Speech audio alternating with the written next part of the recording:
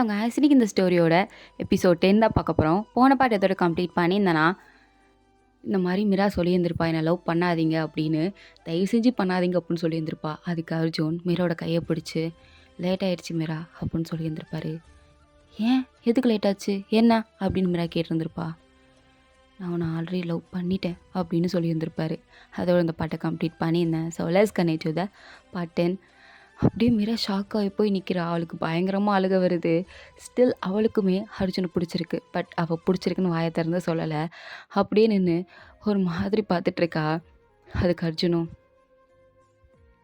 "என்னால் முடியல மீரா, ப்ளீஸ் நீ இப்படி பண்ணாத. நான் உன் கூட இருக்கணும்னு நினைக்கிறேன் லைஃப் லாங்" அப்படின்னு சொல்லும்போது அதுக்கு மீராவும் அழுதுட்டே, "இல்லை அர்ஜுன், என்னை லவ் பண்ணாதீங்க. அப்படி பண்ணிங்கன்னா நீங்கள் ஹர்ட் ஆவீங்க.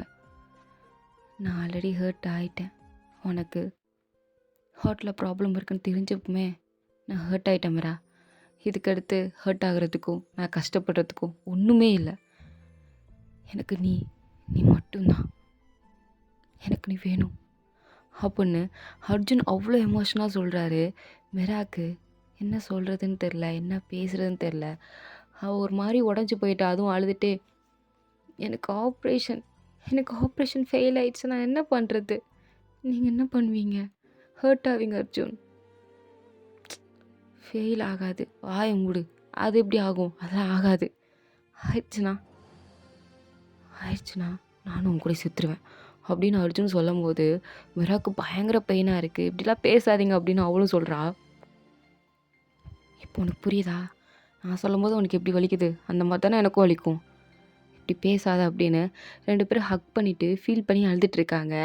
இதே வெளியே நின்று கிராண்ட்மா பார்த்துட்டு, கான்ட்ராக்ட் மேரேஜ்னு சொன்னா, ஆனால் இவங்க 2 பேரும் ரொமான்ஸ் பண்ணுறதா பார்த்தா அப்படி தெரியல போலயே.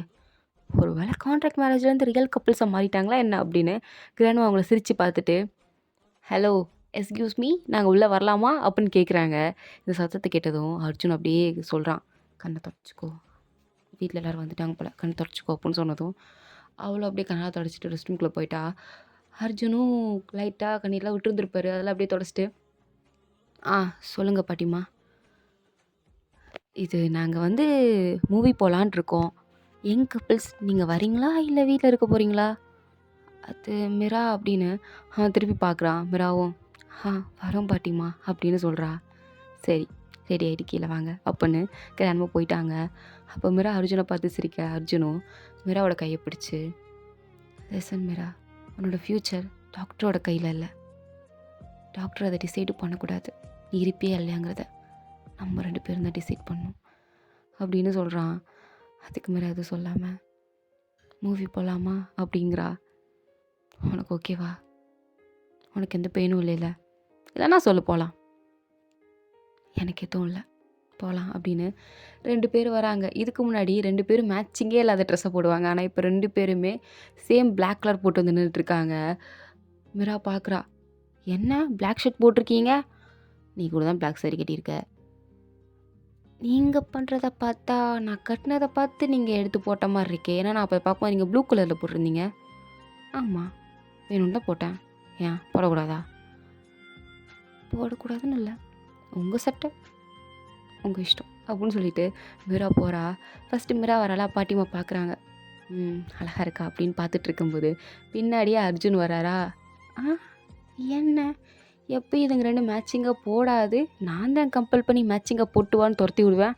அதே மாதிரி எனக்கு துரத்தி விடலான்னு பார்த்தா சொல்லாமலே 2 பேரும் மேட்சிங்காக போட்டு வந்திருக்காங்க" அப்படின்னு எல்லோரும் அப்படியே சிரிக்கிறாங்க. ஸோ ஃபேமிலியாக கார்லலாம் ட்ரிப்பில் என்ஜாய் பண்ணி பாட்டு பாடிட்டு போகிறாங்க.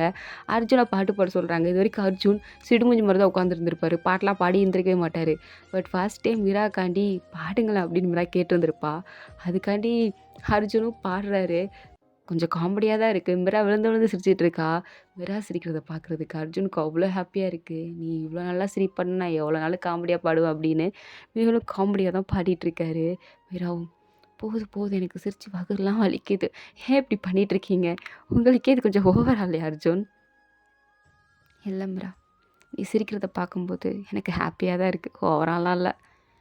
ஐஸ் வைக்காதீங்க, சும்மா இருங்க" அப்படின்னு சொல்லிட்டு மிராக்கு லைட்டாக ஷையாக இருக்குன்னு சொல்லி அவங்க இந்த பக்கம் திரும்பிடுறா. ஸோ ஃபேமிலியாக மூவி பார்க்குறாங்க, பாப்கார்ன் சாப்பிட்றாங்க. இதுக்கு நடுவில் மிராக்கும் அர்ஜுனுக்கும் சண்டை வேற பாப்கார்னுக்கு. அர்ஜுனா உனக்கு போதும் இதுக்கு மேலே சாப்பிடக்கூடாதுன்னு சொன்னதுக்கப்புறம் அதை சொல்ல நீங்கள் யாரு அப்படின்னு பிடுங்கி சாப்பிட்டுட்டு இருக்கா. நான் உன் புருஷன்டி இருந்துட்டு போங்க, அதுக்குன்னு சாப்பிட்ற விஷயத்தில் கண்டிஷன் போடக்கூடாதுப்பா அப்படின்னு அவள் பாட்டு கள்ளி சாப்பிட்டுட்டு இருக்கா. மிரா பாப்கார்ன்ரி ஆல்ரெடி ஒரு டப்பா தின்னுட்டேன், இன்னுமா? எனக்கு பசிக்குது, அப்போ சாப்பாடு வாங்கி தரவா? எனக்கு பாப்கார்ன் தான் வேணும், போய் ஜூஸ் வாங்கிட்டு வரீங்களா அப்படின்னு வேறு சொல்லிக்கிட்டு இருக்கா. அர்ஜுன் பார்க்குறாரு, சரி வாங்கிட்டு வரேன் அப்படின்னு ஃப்ரெஷ் ஜூஸ் தான் வாங்கிட்டு வர்றாரு. வாங்கிட்டு வந்து கொடுக்கும்போது மிரா பார்த்துட்டு, பெப்சி வாங்கிட்டு வருவீங்க, கொக்கோ கோலா வாங்கிட்டு வருவீங்கன்னா இது என்ன வாங்கிட்டு வந்திருக்கீங்க கருமம்? அடியே ஃப்ரெஷ் ஜூஸ் டி, அதுக்கு அதுக்குண்ணா இதை குடி, உனக்கு அதெல்லாம் கிடையாது. ச்சே சரியான சுட்டு மூச்சு அப்படின்னு சொல்லிட்டு பாட்டுக்கு சாப்பிட்டுட்டு இருக்கா. அர்ஜுன் அப்படியே பார்க்குறாரு, அவர் படத்தையே பார்க்கல, மிராவே தான் பார்க்குறாரு. அவள் திங்கிறா, குடிக்கிறா, படத்தை பார்த்து சிரிக்கிறா, எமோஷ்னல் சீன் வந்துச்சுன்னா சோகமாக இருக்கா. ஆனால் பாப்கார்ன் சாப்பிட்றது மட்டும் நிப்பாட்டில் வாயில் அருவை போட்டுகிட்டே தான் இருக்கா. இதை அர்ஜுன் பார்த்துட்டு, நான் நினச்சிருக்கேன் என் வாழ்க்கையிலே பொண்ணுங்களே பார்க்கக்கூடாது, முக்கியமாக எனக்கு இந்த ஃபுட்டியாக இருக்கிற பொண்ணுங்களும் சுத்தமாக பிடிக்காது. என் முன்னாடி எல்லா பொண்ணுங்களும் டீசெண்டாக தான் சாப்பிட்டு நான் பார்த்துருக்கேன். லைஃப்லேயே ஃபர்ஸ்ட் டைம் இப்படிப்பட்ட ஒரு பொண்ணை பார்க்குறேன், அதுவும் அவன் என் பொண்டாட்டி. எனக்கு ஒன்று ரொம்ப பிடிச்சிருக்கு மிரா அப்படின்ற மாதிரி தான் அப்படியே பார்த்துட்டு இருக்காரு. அதுக்கு மிராவா, என் மூஞ்சில் என்ன எழுதியிருக்கேன் நீயே பார்த்துட்டு இருக்கீங்க, கொஞ்சம் அங்கே பாருங்க அப்படின்னு சொல்லி அவ்வளோ படத்தை தான் பார்க்க சொல்கிறான். ஆனால் அவன் அங்கே பார்க்குற மாதிரி இல்லை. ஸோ அடுத்து ஃபேமிலியாக படம் பார்த்து முடிச்சுட்டு வந்து வெளியே செல்ஃபிலாம் எடுக்கிறாங்க. செல்ஃபி எடுத்துகிட்டு எல்லோரும் சிரிச்சுட்டு மறுபடியும் காரில் கிளம்பி வீட்டுக்கு வந்துட்டாங்க. இன்றைக்கி நாள் ரொம்ப ஹாப்பியாக போயிருந்துருக்கும் மிராக்கு. ஸ்டில் அவள் லைஃப்லேயே ஹாப்பியாக இருந்த ஒரு டே அப்படின்னா அது இந்த டே தான். ரொம்ப ஹாப்பியாக இருந்திருக்கும். ஸோ அதெல்லாம் நினச்சி பார்த்துட்டே சிரிச்சிட்டே தான் வரா. அப்போ அர்ஜுனும், என்னாச்சு மிரா, ரொம்ப ஹாப்பியாக இருக்க போல்? யா, என் லைஃப்லேயே எனக்கு தான் ரொம்ப ஹாப்பியாக இருந்தேன் அர்ஜுன் அப்படின்னு சொல்லிகிட்டே இருக்கிறம்மா. சொல்லிவிட்டு அர்ஜுனை ஹக் பண்ணிட்டா. ஃபர்ஸ்ட் டைம் அவளாக அர்ஜுனை ஹக் பண்ணியிருக்கா. அர்ஜுனுக்கு ஹார்ட் பீட் டப்பு டப்புன்னு துடிக்குது, குஷியாகவும் இருக்குது. ஸோ அவரும் திருப்பி ஹக் பண்ணுறாரு. அப்போ மிராக்கு ஒரு மெசேஜ் வருது. என்னென்னு எடுத்து பார்த்தா அர்ஜுன் தான் பார்க்குறாரு. என்ன அப்படின்னு மிரா பின்னாடி இருந்து கட்டி பிடிச்சிட்டு தான் பார்க்குறாரு. பார்த்தா இந்த சஞ்சய் பையன் போலீஸ் வந்து எஸ்கேப் ஆகிட்டான் போல். ஸோ எஸ்கேப் ஆன உடனே மிராக்கு தான் மெசேஜ் அனுப்பிச்சிருக்கான், உன்னோட லவ் ஸ்டோரி ஸ்டார்ட் ஆகிடுச்சு போல், பட் அதுக்கு சீக்கிரமாகவே ஒரு எண்ட் உன்னை தேடி வரும். இதை பார்த்ததும் மிரா அப்படியே அவரோட கையெல்லாம் நடுங்குது. ஃபோன் அப்படியே கீழே போட்டுட்டா. அப்படியே ஒரு மாதிரி பதட்டத்தில் அர்ஜுனை பார்க்கும்போது, அர்ஜுனா மிரா ரிலாக்ஸ் அப்படின்னு மிராவோட கையை பிடிச்சி, நீ பயப்படாத, நான் இருக்கேன், உனக்கு எதுவும் ஆக விட மாட்டேன், உன்னை விட்டு நான் போக மாட்டேன், உன்னையும் விட்டு போக நான் விட மாட்டேன், நான் இருக்கேன் அப்படின்னு சொன்னதும் ஃபார் த ஃபர்ஸ்ட் டைம் மிரா அர்ஜுன்கிட்ட இருக்கும்போது பயங்கர சேஃபாக ஃபீல் பண்ணுறா.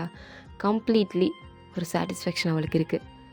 இட்ஸ் ஓகே, நம்ம கூட அர்ஜுன் இருக்கார், சஞ்சய்வால் இனிமேல் நம்மளை ஒன்றும் பண்ண முடியாது அப்படின்ட்டு ஒரு நம்பிக்கையும் தைரியமும் இப்போ தான் மிராக்கு வருது. அப்படியே ஸ்மைல் பண்ணிகிட்டே அர்ஜுனை பார்க்குறா. அர்ஜுனும் ஒர்க் இருக்குது, நான் போயிட்டு வரேன் அப்படின்னு மிரோட ஃபேஸை டச் பண்ணிவிட்டு அங்கேருந்து போகிறாரு. பட் அவங்க வீட்டுக்கு கொஞ்சம் தூரம் தள்ளி ஒரு காடு இருக்குது. அந்த காட்டுக்குள்ளே யாரோ ஒருத்தர் பைனாகுலரை வச்சு இவங்க ரூம்பையே நோட் அவுட் விட்டுருக்காங்க. யாருன்னு பார்த்தா வேறு யாரும் இல்லை, சஞ்சய் தான். சஞ்சய் மிரா ஹாப்பியாக இருக்கிறத பார்த்ததும், என்ன மிரா, என் கூட இருக்கும்போது கூட நீ இப்படிலாம் சிரிச்சதில்ல, ஆனால் அந்த அர்ஜுன் பையன் கூட இருக்கும்போது மட்டும் நீ இவ்வளோ சந்தோஷமாக இருக்க, எனக்கு இது பிடிக்கல, சுத்தமாக பிடிக்கல. நீ எனக்கு சொந்தமானவ, ஆனால் நான் எடுத்துக்காம விட மாட்டேன் அப்படின்னு இங்கே வெள்ளத்தனமாக ஒரு பிளான் பண்ணிகிட்டு இருக்க.